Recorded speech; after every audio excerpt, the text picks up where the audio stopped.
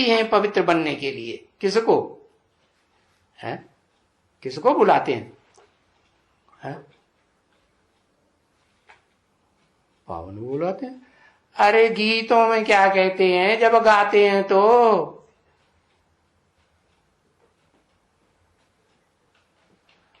हाँ, कहते हैं पतित पावन सीताराम रघुपति राघव राजा राम। फिर भूल जाते हैं रघु किसको कहा जाता है। रघु माने सूर्य।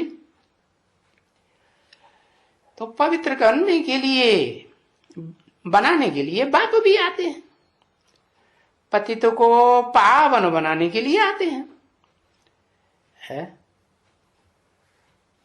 पतित को पावन बनाने के लिए आते हैं।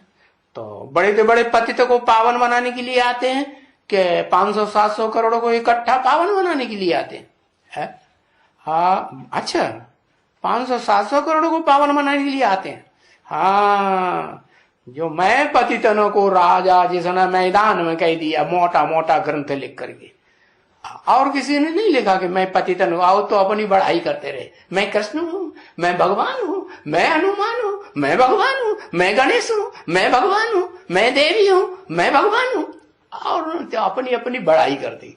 और तुलसीदास ने क्या कहा, मैं पतितन को, मैं सबसे नीच हूं, स्वीकार कर लिया। अच्छा, इसलिए बाबा भी कचहरी करते हैं। क्या करते हैं कि जो महावीर हों तो वो क्या करें, सब कचहरी में सब पूरा क्लास बैठा हुआ है, चाहे 1000 हो चाहे 500 हो, सब के बीच में बैठ के बताएं मैं कैसे पतितन को राजा हूं, सबसे जास्ती मैं पतित हूं।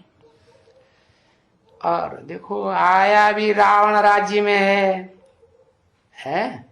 कौन कौन पावन बनाने वाला आया भी रावण राज्य में है, पतित राज्य में, और पतित शरीर में।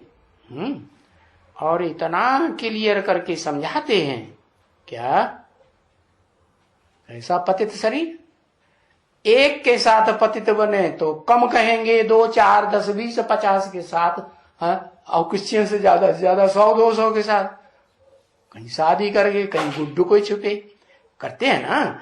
तो वो इतना क्लियर करके बताते हैं, इतना पतित शरीर जिसका पतित पने का कितनों के संग कोई हिसाब ही बुद्धि में नहीं आ सकता है कि इतनों के साथ भी पतित बन सकती है कोई मनुष्यात्मा। इतना क्लियर करके समझाते हैं, बिल्कुल क्लियर। अगर क्लियर और समझाने का है तो कौन समझाएगा है? तो